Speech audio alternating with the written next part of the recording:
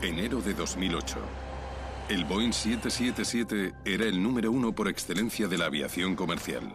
Durante más de 10 años el avión había llevado a cabo 2 millones de vuelos sin ningún accidente grave. Pero a menos de 300 metros sobre el aeropuerto de Heathrow en Londres, todo eso cambió. Pete, no funcionan los motores. ¿Qué quieres decir? No consigo que funcionen. No podía estar pasando. Pensé que si no hacía algo, todo el mundo moriría.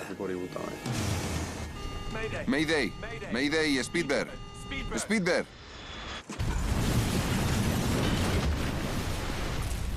Sea lo que fuere lo que hizo fallar a uno de los aviones más tecnológicamente avanzados, no se encontró en el lugar del accidente.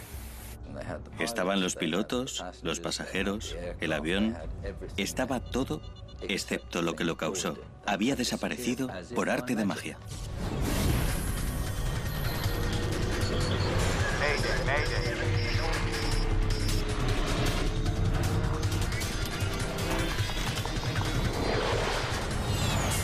Mayday, catástrofes aéreas.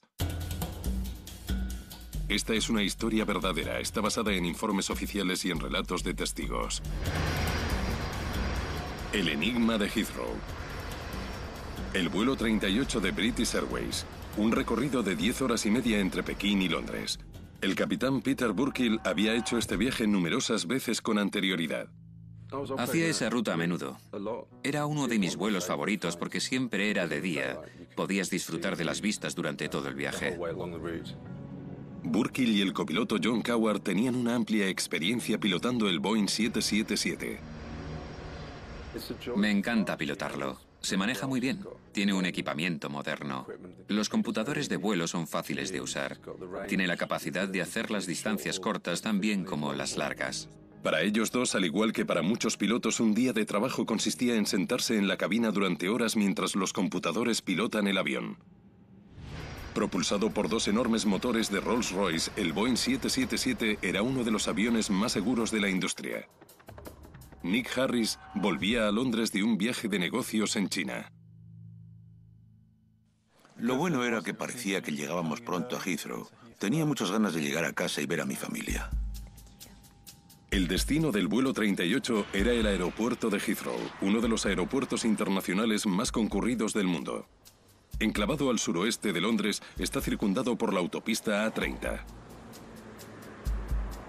Los vecinos del barrio cercano de Hounslow están más que acostumbrados al sonido del despegue y aterrizaje de los aviones.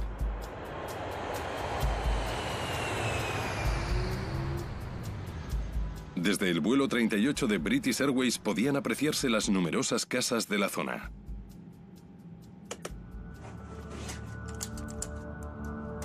El piloto automático estaba al mando mientras la tripulación se dirigía a la pista de aterrizaje 27 izquierda.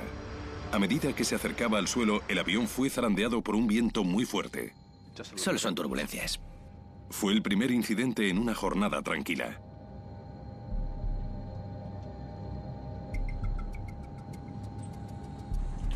No soy yo, es el acelerador automático. Nos estaban azotando ráfagas de viento de entre 20 y 30 nudos. Éramos completamente conscientes de que los aceleradores automáticos podrían con ello y que por eso se movían tanto hacia arriba y hacia abajo. Deja el piloto automático un poco más de lo normal hasta que se calme el viento. De acuerdo. Con condiciones meteorológicas adversas, el piloto automático reacciona más rápido que los pilotos para mantener el nivel de potencia del avión. A casi 400 metros del suelo. Por favor, apague eso, señor. Claro. Gracias. 2 minutos antes de aterrizar, Coward tomó el mando del avión. ¿Tienes el mando? Como los dos pilotos habían planeado. Tengo el mando.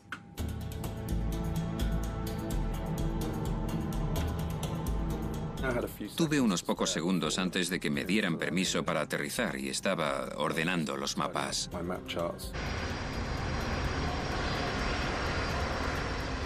Speedbird 38. Permiso para aterrizar en la 27 izquierda. Permiso para aterrizar en la 27 izquierda, Speedbird 38. Recuerdo haber comprobado si nuestra entrada estaba despejada. 150 metros. 150 metros. ¿Estable? Más o menos. De repente surgió un problema. Pete, no funcionan los motores. No consigo que funcionen. ¿Qué está pasando? ¿Qué quieres decir? Miré los instrumentos del motor y no tenía sentido porque estábamos pidiendo máxima potencia, pero los motores no respondían.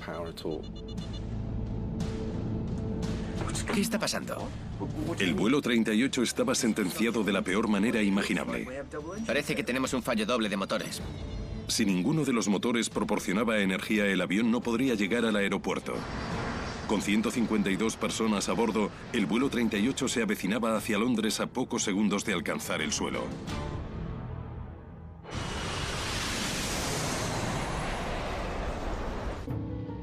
No podía estar pasando. Es uno de los aviones más modernos del mundo. En la cabina no había indicación de que algo fuera mal.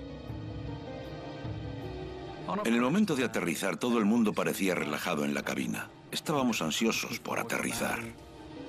Velocidad de vuelo baja. Velocidad de vuelo baja. Velocidad de vuelo baja. Estaba mirando nuestro lugar de impacto. Veía un grupo de edificios en la zona de Hatton Cross y una estación de servicio. Sabía que si chocábamos contra ella, todos moriríamos. En aquel momento, sentí el peso de las 4 barras sobre mi hombro. Era el capitán. Si no hacía algo, todo el mundo moriría. Tan cerca del suelo, Burkill no tenía muchas opciones. Podía quitarle el mando del avión a Coward, pero pensó que no era la mejor opción. Mi primera decisión fue no tomar el mando. Recuerdo mirar a John. Aún estaba pilotando bien el avión. Estaba haciendo un buen trabajo, lo que yo necesitaba que hiciera. Burkill sabía que aunque pudieran pasar Hounslow de largo, el avión podría estrellarse contra la autopista A30 o contra las antenas al final del aeropuerto. Pensé en sacar el tren de aterrizaje. Supondría una resistencia enorme para un avión comercial, pero lo necesitábamos. Íbamos a chocar y el tren de aterrizaje frenaría el impacto, así que tenía que bajarlo. Ante un choque inminente, Burkill solo tenía una opción, pero implicaba un gran riesgo. Sabía que tenía unos 15 segundos para tomar una gran decisión. Tenía que sobrepasar esos edificios. Era obvio que tenía que levantar los flaps. Replegar los flaps reduciría la resistencia, pero también el empuje. El avión volaría más lejos, pero caería más rápido. Burkill tenía que decidir qué era más importante. Quería hablarlo con la tripulación, pero todo pasó en segundos. Recuerdo levantar la palanca durante una fracción de segundo. Esperaba que ese movimiento ayudara a su avión a evitar la catástrofe. El efecto fue inmediato. Burkill hizo el anuncio que todo piloto teme. Mayday, Mayday, Speedbird, Speedbird. Fue duro, muy duro. Recuerdo un par de impactos y el ruido. Dios mío. El aterrizaje fue duro. Fue un impacto enorme. El ruido, cayendo pedazos del techo. Entonces es cuando me convertí en un pasajero más, porque no podía controlar el avión. Nos deslizábamos por el suelo y no sabía con qué íbamos a chocarnos después. Pensé en mi mujer y en mis hijos y me despedí de ellos.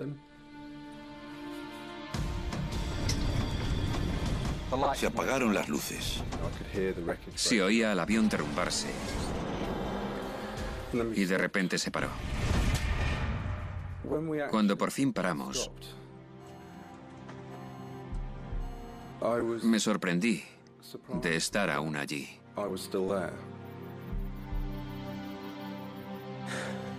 Después miré alrededor de la cabina y me sorprendí aún más al ver que ninguno de los tres tenían ningún rasguño. Por favor, manténganse en sus asientos con los cinturones abrochados. Y de repente me convertí en el capitán de nuevo. La tripulación apagó los sistemas Unidad auxiliar de potencia. de combustible, hidráulicos y eléctricos. Desconectando interruptor de mando. Comprobación finalizada. Después tenía que encargarme de los supervivientes. Pensé que el 20% estarían muertos porque el avión estaba destrozado. Es una emergencia. Evacúen. Evacúen. Entonces las azafatas tomaron el mando por completo. Al abrir la puerta, olí el combustible. Deberíamos darnos prisa.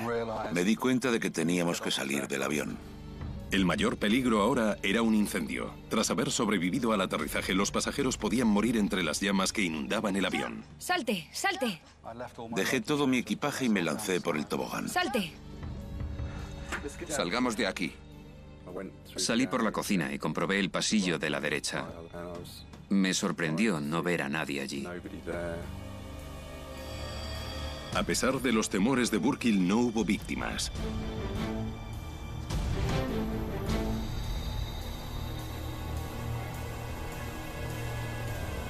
Fuera, en un frío día de enero, se podía comprobar la escala del desastre. La rueda derecha se había desprendido durante el impacto. Los motores estaban destrozados. También se habían desprendido. Las cubiertas estaban arrancadas y los motores medio enterrados.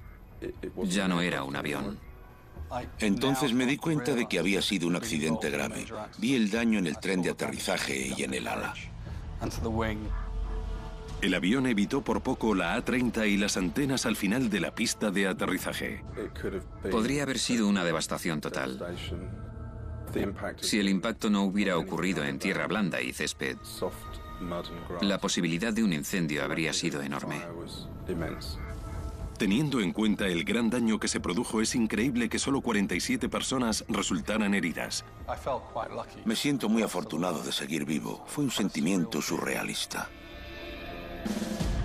Desde China, el primer ministro Gordon Brown elogió a Burkill y a la tripulación. Creo que lo justo es rendir homenaje a la calma y profesionalidad de la tripulación de British Airways y al capitán Peter Burkill por lo que consiguieron al llevar a cabo un aterrizaje que protegió numerosas vidas. Los investigadores tenían ciertos presentimientos sobre lo que podría haber causado que fallaran los motores. También tenían muchas pistas, pero aún faltaba una prueba clave. Se ha puesto en marcha el plan de emergencia de Heathrow. El accidente del vuelo 38 de British Airways llenaba las noticias. Fue el accidente más grave en Heathrow en 30 años. El aeropuerto de Heathrow es un aeropuerto muy concurrido. Es el principal aeropuerto del Reino Unido y lo que pasa allí llega a las noticias inmediatamente. Por si fuera poco, el 777 es uno de los aviones más modernos y fiables del mundo. El accidente desestabilizó la industria aérea. El 777 es el avión más seguro. Tenía un expediente de seguridad magnífico. ¿Qué pudo pasar? No es agradable no saber si podría ocurrirle al resto de la flota. Los investigadores llegaron pronto a la escena. Phil Slide es el ingeniero jefe de la AAIB, la rama de investigación de accidentes aéreos en Reino Unido. Cuando te dispones a abordar el lugar de un accidente como este, tu primer pensamiento es por dónde empezar. El avión aterrizó a escasos 300 metros de la pista de aterrizaje.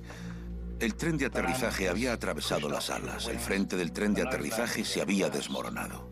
Unas horas después del accidente, los investigadores entrevistaron a la tripulación. El capitán Peter Burkill tiene una versión de primera mano sobre lo que ocurrió.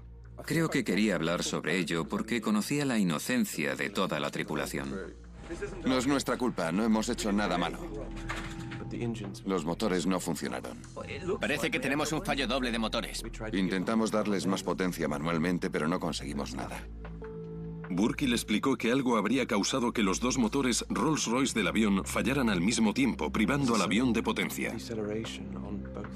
Cuando oyes algo sobre un fallo doble de motores, te fijas en lo más común. ¿Qué pudo causar que ambos motores fallaran al mismo tiempo? Nuestra primera idea fue que se habrían quedado sin combustible. La escasez de combustible es poco común, pero ya había sucedido antes. En 1983, un Boeing 767 se quedó sin combustible mientras sobrevolaba el centro de Canadá. Un error al convertir cantidades métricas e imperiales dejó al avión con mucho menos combustible de lo que la tripulación pensaba. A más de 7.000 metros perdieron potencia en los dos motores. El capitán planear con el avión y aterrizar a salvo en una base aérea abandonada. En el caso del vuelo 38 se cuestionó de inmediato esta teoría. El combustible de avión tiene un determinado olor. Cualquiera que haya trabajado con un avión conoce el olor distintivo del combustible de un avión A1. Había gran cantidad de combustible goteando del avión, de las fracturas y de los motores cuando llegamos allí. Una comprobación de 2 de los tanques del avión confirmó que tenían combustible. Sabíamos que había suficiente combustible a bordo de ese avión para finalizar el vuelo. Había muchas otras posibles explicaciones para tal pérdida de potencia, y los investigadores tenían que abordarlas todas. Había mucha confianza puesta en la resolución del misterio, ya que cualquier prueba que los investigadores necesitasen estaría disponible al momento. Tenían acceso al piloto, a la tripulación y, aún más importante, a todo el avión. Fuimos muy afortunados de tener la cantidad de información que tuvimos en ese avión porque estaba intacto. Pudimos comprobar numerosos computadores y también extraer mucha información de las grabadoras. Además, disponíamos de información externa al avión, como información sobre radares y también transmisiones por radio. Mark Ford recuperó las grabadoras que prometían proporcionar a los investigadores pistas importantes. Tenía otro recurso: las QAR o grabadoras de acceso rápido. Mientras que las cajas negras se encuentran al fondo del avión, la QAR es una grabadora de datos situada al frente, empleada principalmente para los diagnósticos. Tiene una ventaja respecto a la grabadora de vuelo, ya que tiene una capacidad de memoria mayor y puede grabar más parámetros adicionales que los disponibles en una grabadora de vuelo. En algunos casos se puede recuperar la información de una grabadora de acceso rápido en pocos minutos. Velocidad, altitud, configuración de mando, conversaciones de cabina. En total, las diferentes grabadoras habían conservado 1.400 fragmentos de información que deberían ayudar a los investigadores a cerrar el caso. Pero cuando estudiaron las QAR, lo que encontraron fue escalofriante. La información de las grabadoras de acceso rápido se paró unos 45 segundos antes del accidente en sí. Nuestra idea inicial fue que probablemente hubo un problema eléctrico que afectó no solo a las QAR, sino también a los motores. El 777 es uno de los últimos avances en aviones asistidos por computador. Los pilotos no controlan el avión directamente. En su lugar, sus movimientos se envían a un computador. Esas señales se transmiten a los motores, a los flaps y a otros sistemas del avión. Pete, no funcionan los motores. Un fallo masivo en los sistemas de información del avión podría explicar por qué los motores dejaron de funcionar. Quizá los computadores que los controlaban se congelaron. En Farnborough se encuentra la sede de la AAIB. La grabadora de información en vuelo se envió allí para analizarla. Cualquier problema eléctrico se habría registrado en este aparato, pero interpretar la información llevaría un tiempo que los investigadores no tenían. Cientos de 777 aterrizan cada día. Necesitaban encontrar respuestas antes de que lo que había derribado al vuelo 38 volviera a atacar. Mientras esperaban, las autoridades centraron su atención en el combustible recuperado del avión en ruinas. Un lote defectuoso de combustible podría haber privado de potencia al avión cuando más lo necesitaba. El combustible puede estar contaminado de muchas maneras diferentes. Puede tratarse de contaminación de las partículas o biológica y puede introducirse en los filtros y dificultar el flujo. Tomamos numerosas muestras de varios puntos del sistema de combustible. No solo del tanque de combustible, sino también de los restos en los circuitos de combustible y en otros componentes. Nos las arreglamos para seguirle el rastro al combustible mediante la documentación de un envío de un avión A1 procedente de Corea del Sur que fue enviado en buque cisterna a China y después transportado en gaseoducto al aeropuerto de Pekín. Lo comparamos con más de 1.200 lotes de combustible del Reino Unido y resultó ser muy bueno.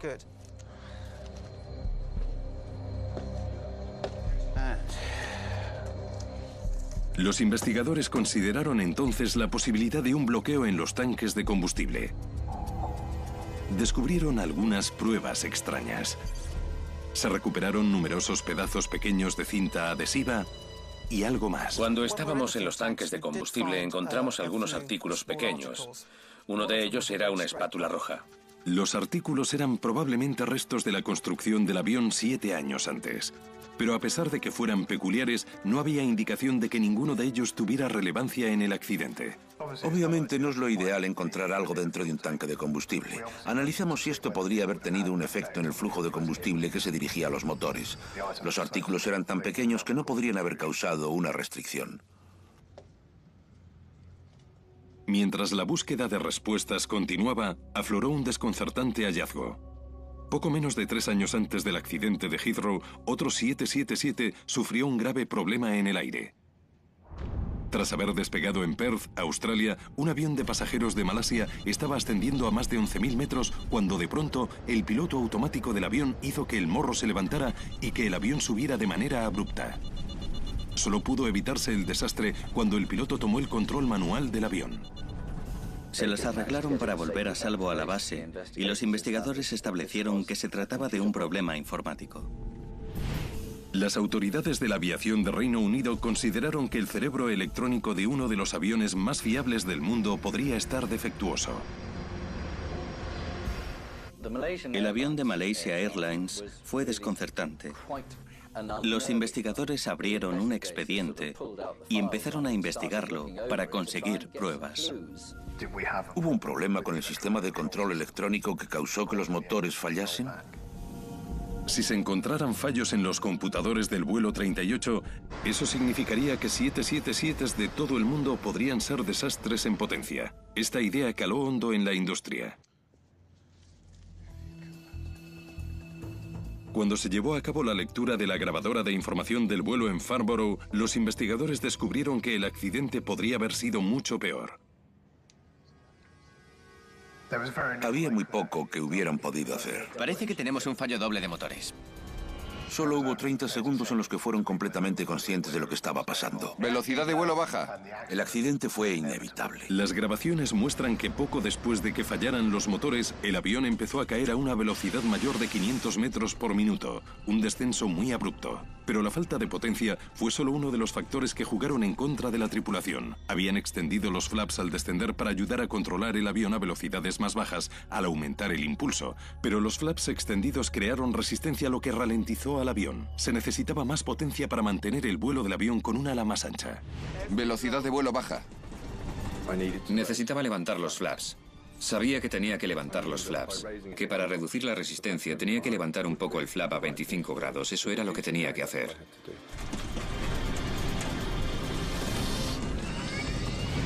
Lo que hizo les dio algunos metros de ventaja. Si se hubieran dejado los flaps a 30 grados, el avión habría chocado contra el suelo justo delante de un grupo de antenas de un sistema de aterrizaje instrumental. El avión se habría empotrado contra las antenas, provocando un daño mayor y aumentando las posibilidades de lesiones graves. Debido a sus esfuerzos, Burkill y su equipo están considerados héroes. Volar es un trabajo en equipo y tenemos un equipo excepcional. No había duda. Sin las acciones del equipo de vuelo, el aterrizaje del vuelo 38 habría sido una catástrofe. Las grabaciones. Mientras continuaban examinando información de las grabadoras de información de vuelo, Continúa hasta el momento del impacto. los investigadores no avanzaban en la resolución del caso.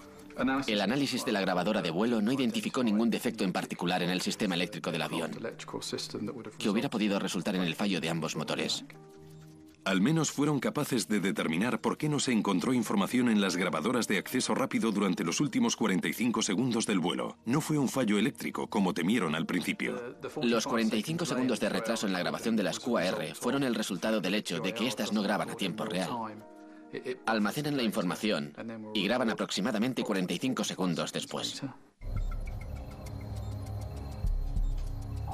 Con toda la información recogida de las diversas grabadoras, los investigadores tenían ahora una imagen precisa de lo que había pasado. El avión se aproximaba con normalidad al suelo cuando las cosas se torcieron. A unos 200 metros del suelo, el motor derecho falló. 7 segundos después, el motor izquierdo falló. El acelerador automático intentó alcanzar un empuje mayor. Es el acelerador automático. Pero los motores no respondían. No funcionan los motores. Mientras que los problemas eléctricos e informáticos se descartaron como causas del accidente, las grabadoras de vuelo guiaron a los investigadores a la fuente más probable del problema. Los dos parámetros más significativos de las grabadoras de acceso rápido eran las válvulas de medición de combustible. Ambas válvulas indicaban que se habían abierto por completo. Las computadoras del avión estaban pidiendo tanto combustible para los tanques como fuera posible. Las válvulas estaban abiertas por completo, pero no llegaba suficiente combustible a los motores. Un avión lleno de combustible y con un sistema informático en orden efectuó un aterrizaje forzoso y los investigadores no sabían por qué. Se centraron en las condiciones climáticas del día del accidente. Había una masa de aire muy frío sobre Siberia, por lo que éramos conscientes de las frías temperaturas, pero se esperaba que el vuelo fuera tranquilo y rápido. El recorrido del avión les llevó a sobrevolar Rusia. La temperatura exterior bajó hasta los 74 grados centígrados bajo cero. Es una temperatura potencialmente peligrosa si no se controla minuciosamente. En las masas de aire frío hay que tener mucho cuidado con las temperaturas del combustible. Cuando el combustible empieza a congelarse, produce cera. A medida que la temperatura del combustible cae, se produce más cera, hasta que llega un punto en el que el flujo se interrumpe. Tenemos un indicador de la temperatura del combustible en la cabina que controlamos continuamente. Yo lo miro cada vez que hago una comprobación de combustible, al menos cada hora. Básicamente no debería bajar de menos 34 grados centígrados. A pesar de ser frías, las temperaturas nunca llegaron a la zona de peligro en la que el combustible pudiera convertirse en cera y atascar el sistema, y la temperatura del combustible aumentó significativamente a medida que el avión se aproximaba a Londres. Estábamos superando los 6.000 metros y recuerdo haber visto una temperatura de menos 20 grados centígrados, así que ya estaba empezando a calentarse. Otra potencial causa del accidente estaba descartada.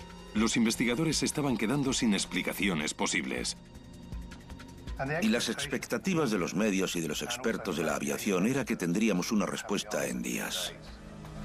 Pero no ha habido ningún comentario sobre la investigación en curso. Pronto se comprobó que ese no sería el caso. Estaban los pilotos, los pasajeros, el avión. Estaba todo, excepto lo que lo causó. Había desaparecido por arte de magia. A pesar de las montañas de información y de pruebas físicas a su disposición, los investigadores eran aún incapaces de averiguar lo que causó el accidente de un 777 de British Airways en el aeropuerto de Heathrow.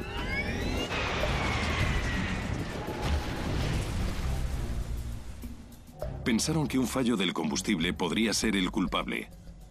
Para demostrar que era así, necesitaban localizar algo fuera de lo común en el viaje del vuelo 38 del 17 de enero de 2008. Es un vuelo diario de Pekín a Heathrow. Queríamos saber qué pasó con este vuelo, con este en particular.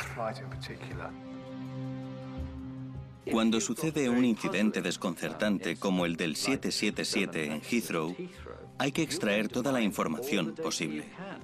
Ponlos ahí de momento. Nos centramos en numerosos operadores para obtener información de vuelos previos y poder hacer una comparación. La información de los vuelos se recogió de compañías de todo el mundo. Teníamos unos 144.000 vuelos en total. Pero llevaría meses analizar ese enorme volumen de información. Para estudiar el sistema de combustible del vuelo 38 más detenidamente, se llevaron grandes secciones del mismo al hangar de la A y B y se ensamblaron. Nos permitió simplemente sentarnos allí, mirar y hacer una lluvia de ideas para intentar descubrir qué lo habría causado. McDermott y su equipo consideraron todas las posibilidades, desde fallos de diseño hasta un mal funcionamiento específico de este avión. El examen resultó inconcluyente. Llevamos a cabo una inspección y una prueba exhaustiva y meticulosa del sistema de combustible y no encontramos nada erróneo. Frustrados, los investigadores se encontraban en un callejón sin salida. Continuamos con el ciclo. Volvimos sobre lo que ya habíamos hecho. ¿Nos habíamos olvidado algo? Y cada vez que volvíamos atrás nos dábamos cuenta de que no. No había ningún problema con los computadores del avión. Tenía suficiente combustible. Y tampoco había problemas con el combustible en sí. Pero de alguna manera, cuando más se necesitaba, los motores no tenían el combustible necesario. Los detectives de la A y B se habían quedado sin sospechosos. No había una explicación clara. Nada que no se hubiera visto antes. No consigo que funcionen. En cualquier avión o en un 777 podría explicar esto. Entonces dejaron de centrarse en las pruebas que tenían para centrarse en las que no tenían. Phil empezó a meditar empleando una cita de Sherlock Holmes. Lo que quede, aunque improbable, debe de ser la causa.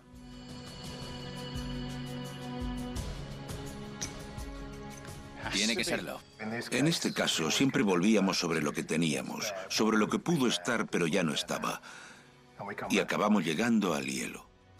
La sospecha de que el hielo era la causa del accidente era cada vez mayor. Pero los investigadores se enfrentaron con una tarea casi imposible. ¿Cómo podían demostrar que el hielo había derribado el avión cuando la prueba que necesitaban se había derretido cuando llegaron? 3 meses después del accidente, Brian McDermott voló a Seattle para trabajar con los ingenieros de Boeing, la compañía que construyó el 777.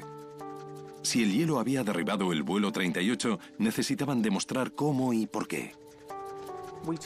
Cogimos las tuberías del lado derecho del sistema de combustible y las empleamos junto con los acoplamientos en la prueba de Boeing. El hielo en los circuitos de combustible ha sido siempre una preocupación para aviones de todo tipo. Pero hace décadas los ingenieros encontraron una forma ingeniosa de lidiar con la formación de hielo en el combustible de los aviones de pasajeros. El centro del sistema es el cambiador de calor de fuel oil. El combustible recorre unos tubos finos rodeados por el aceite caliente empleado para lubricar los motores. El propósito de un cambiador de calor es calentar el combustible para prevenir la congelación del delicado sistema de control. El cambiador de calor está diseñado para prevenir precisamente el problema que los investigadores sospechaban que había inutilizado el vuelo 38, pero también es un obstáculo potencial en el sistema.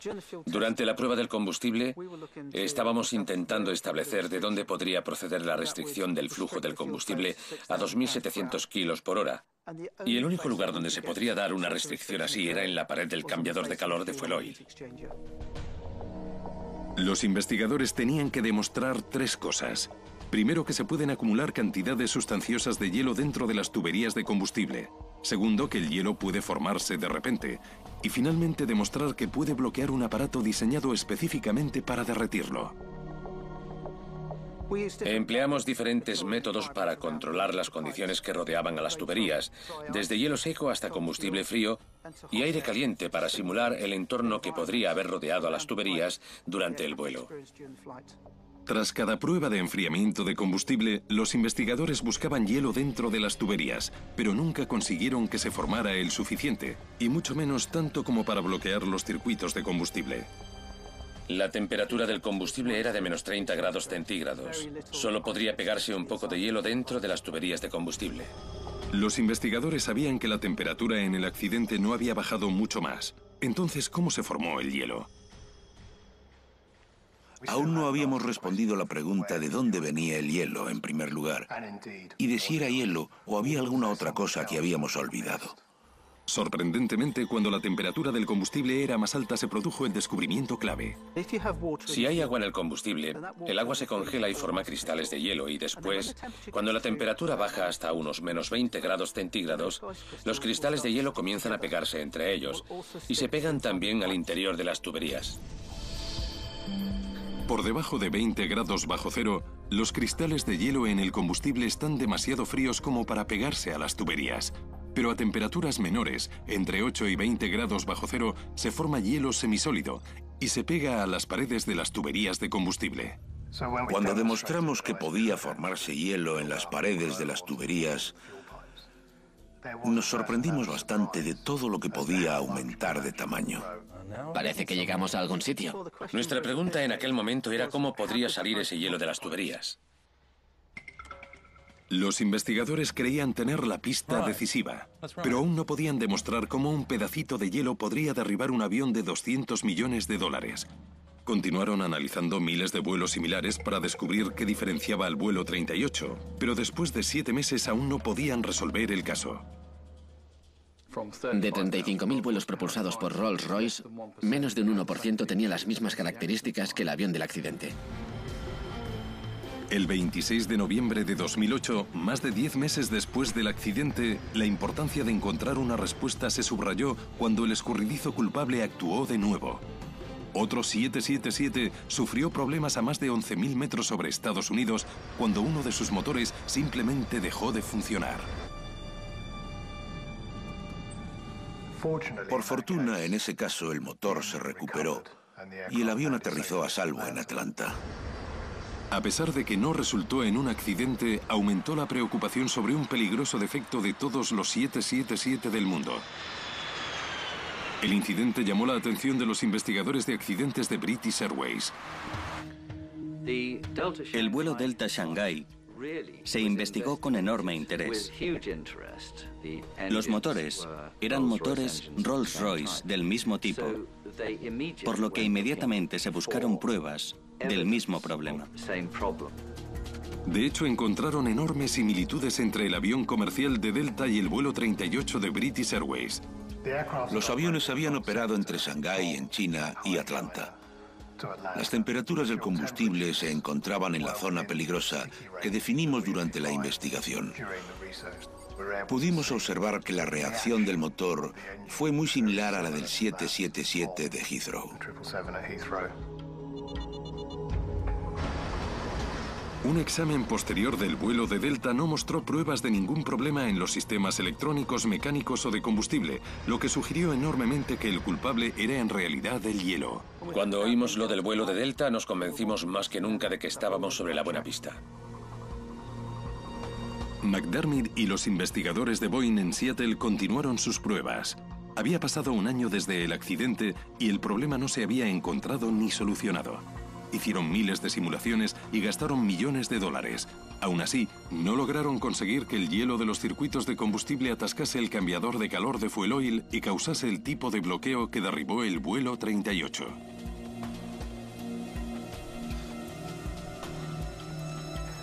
Llegamos a un punto en el que no sabíamos qué era lo que había causado el accidente.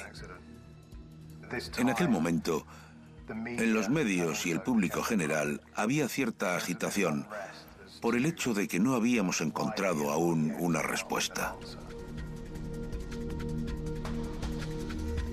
La presión de la industria para que se resolviera el caso se intensificó. Los investigadores aún necesitaban saber lo que había diferenciado al vuelo 38 de otros miles que habían volado en condiciones similares. Para descubrirlo, volvieron sobre cada minuto del viaje del vuelo 38. El vuelo de Pekín efectuó un ascenso gradual, un vuelo estable y un descenso gradual. Las temperaturas del combustible aumentaron y disminuyeron en consecuencia, lo que provocó que el hielo se acumulara en los circuitos de combustible. Dicho hielo no suponía ningún problema a no ser que se liberara. Ahora los investigadores estudiaron el flujo del combustible y descubrieron que se mantuvo estable durante la mayoría del vuelo. El piloto automático mantuvo una velocidad constante y una potencia baja durante horas, sin necesitar en ningún momento un aumento abrupto de potencia del motor hasta momentos antes de alcanzar la pista de aterrizaje. La aproximación a Heathrow fue bastante turbulenta. Los motores empezaron a exigir distintos niveles de potencia de empuje. No soy yo, es el acelerador automático. Hubo 4 cambios en el flujo del combustible, uno de los cuales fue una demanda de flujo de combustible muy alta, de casi 6.000 kilos por hora. Un vistazo más de cerca del vuelo de American Delta reveló que su motor dejó de funcionar en las mismas circunstancias, una demanda de potencia repentina tras un largo periodo de velocidad constante. Los investigadores estaban decididos a repetir esas condiciones exactas. Esperaban que al reproducir los momentos previos al aterrizaje, que fue la única parte del vuelo en la que la tripulación requirió más potencia repentinamente, podrían encontrar por fin la respuesta que estaban buscando. El problema al que nos enfrentábamos era muy difícil de reproducir, y durante la que fue una de las últimas pruebas que llevamos a cabo, conseguimos reunir todos los elementos. Tras simular una velocidad constante en los motores, los investigadores aumentaron la potencia. Dejamos que el hielo se acumulara durante 3 horas y entonces aumentamos la velocidad de flujo.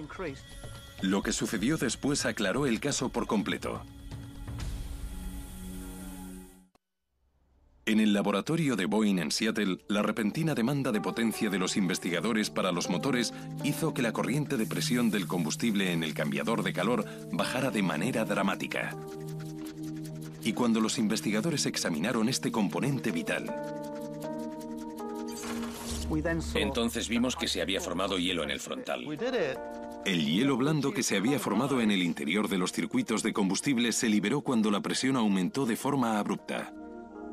Restringió el flujo de combustible a los motores. Los investigadores habían encontrado por fin el talón de Aquiles escondido en el 777. Los tubos que conducían el combustible por el cambiador de calor sobresalían por encima del contenedor de fuel oil caliente. Solo eran unos milímetros, pero fue suficiente para evitar que el hielo se pusiera en contacto con la superficie caliente y se derritiera. El hielo no impide del todo que el combustible lo atraviese. Tiene cierta porosidad, por lo que el combustible continuará fluyendo a través de él. Pero la velocidad del flujo es mucho menor de lo que debería. De todas las pruebas, solo una proporcionó a los investigadores el resultado que estaban buscando, la que coincidía exactamente con el recorrido del vuelo 38. Mientras el avión sobrevolaba Rusia, el agua que había en el combustible se convirtió en hielo, que empezó a formarse dentro de las tuberías a 20 grados centígrados bajo cero. La velocidad constante del avión aseguró que esta acumulación no se interrumpiera en ningún momento. Después, a medida que el avión se aproximaba a Heathrow, las turbulencias resultaron en la primera demanda de potencia desde hacía mucho tiempo en el vuelo, y todo conllevó a un problema grave. Deja el piloto automático un poco más de lo normal. El torrente de combustible movió el hielo por el sistema de combustible hasta que se pegó a las paredes del cambiador de calor con desastrosos resultados. Pete, no funcionan los motores. No consigo que funcionen. Al enfrentarse a una amenaza que nadie conocía, Mayday, Speedbird. los pilotos no tenían posibilidades de solucionar el problema.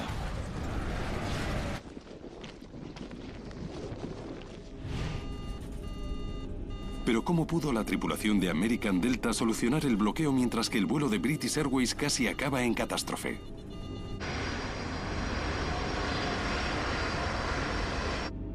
Se descubrió que unos segundos después de reducir la potencia de los motores por completo, el bloqueo en el cambiador de calor se despejó.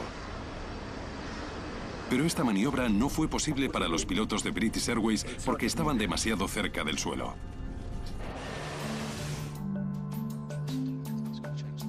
Poco después de las pruebas de Seattle, Rolls-Royce rediseñó el cambiador de calor de fuel oil. Lo que hizo Rolls-Royce fue retirar esos tubos salientes, de forma que no hubiera protuberancias. Y descubrieron que al alisar la superficie, si se formaran cristales de hielo en el combustible, irían directamente a los agujeros del bloque. Una reparación muy fácil. A otros fabricantes de aviones se les ordenó que se aseguraran de que sus sistemas no eran vulnerables al mismo problema.